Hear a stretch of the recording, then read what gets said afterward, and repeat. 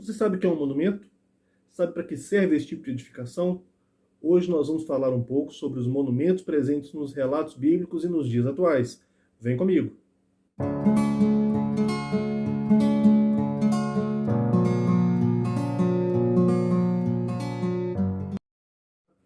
Olá, eu sou Pedro Ivan e hoje, relacionando textos bíblicos à arquitetura, vamos falar um pouco sobre monumentos arquitetônicos. Ao longo dos séculos, vimos diversos monumentos serem erguidos, derrubados, mantidos e até ressignificados.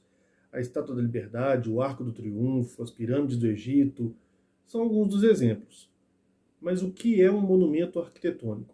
O significado de monumento arquitetônico é obra geralmente grandiosa construída com a finalidade de perpetuar a memória de pessoa ou acontecimento relevante na história de uma comunidade ou nação.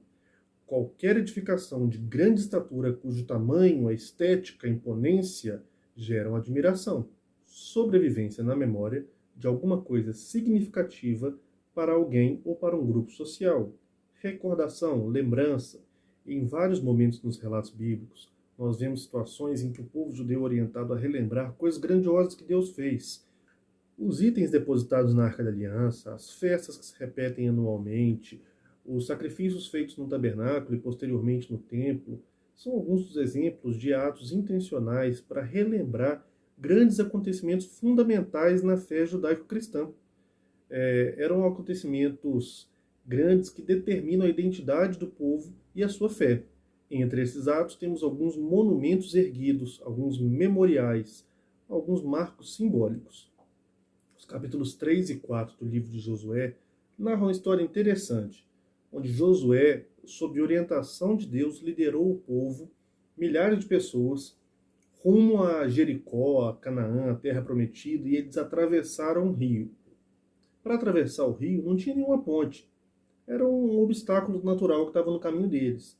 E Deus, para mostrar que estava orientando o povo, que estava guiando o povo e que estava com aquele povo indo junto, orientou Josué a atravessar o rio. Os sacerdotes que carregavam a Arca da Aliança foram orientados a passar à frente do povo, e à medida em que as pessoas que carregavam a arca foram entrando no rio, o rio foi sendo contido para que as pessoas passassem a pés secos. E ali Josué, diante da Arca do Senhor, liderou milhares de pessoas que atravessaram o Rio Jordão a pés secos, com uma parte do rio sendo bloqueada de um lado e a outra parte se esvaindo e ficando terra seca para que aquele povo passasse. Após o povo acabar de atravessar o rio, Josué chamou 12 homens, um de cada tribo, para que tomassem 12 pedras do fundo do rio e as levassem consigo.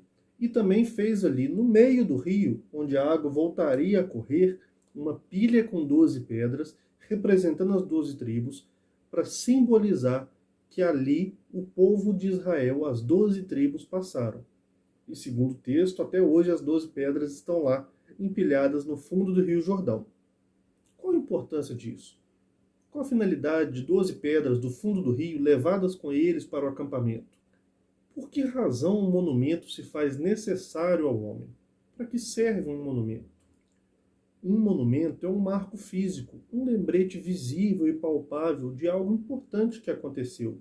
O objetivo é materializar a sensação da experiência vivida, é deixar vivo na memória, ao longo do tempo, dos anos, dos séculos, algo importante que realmente aconteceu.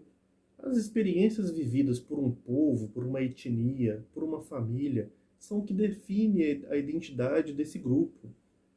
Os acontecimentos históricos moldam uma comunidade, suas características, suas crenças, valores, a forma de encarar situações, a forma de ser, o que comer, como agir, como morar, como se vestir.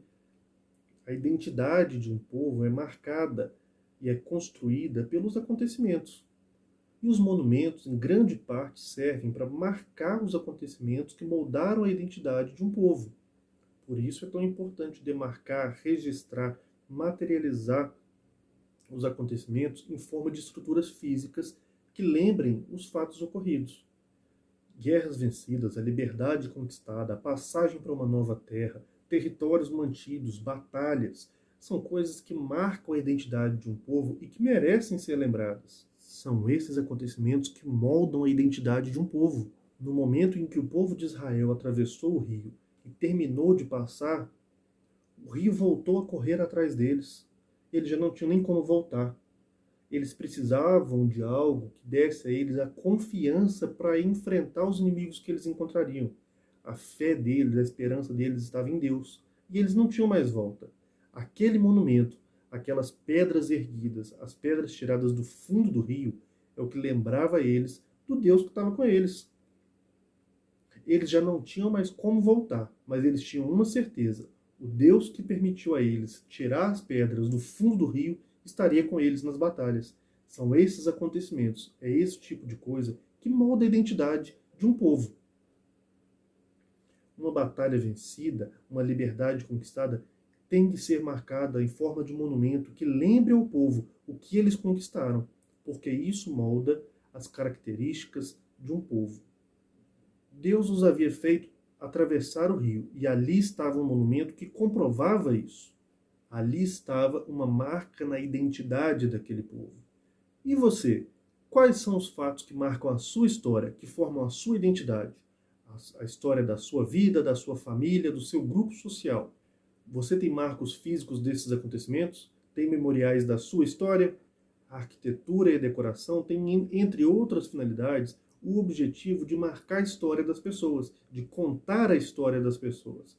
A arquitetura não é só parede, piso, forro, telhado. A arquitetura forma o cenário onde a vida acontece. Considere a ideia de construir lembretes físicos que contem a história da sua vida. Forte abraço!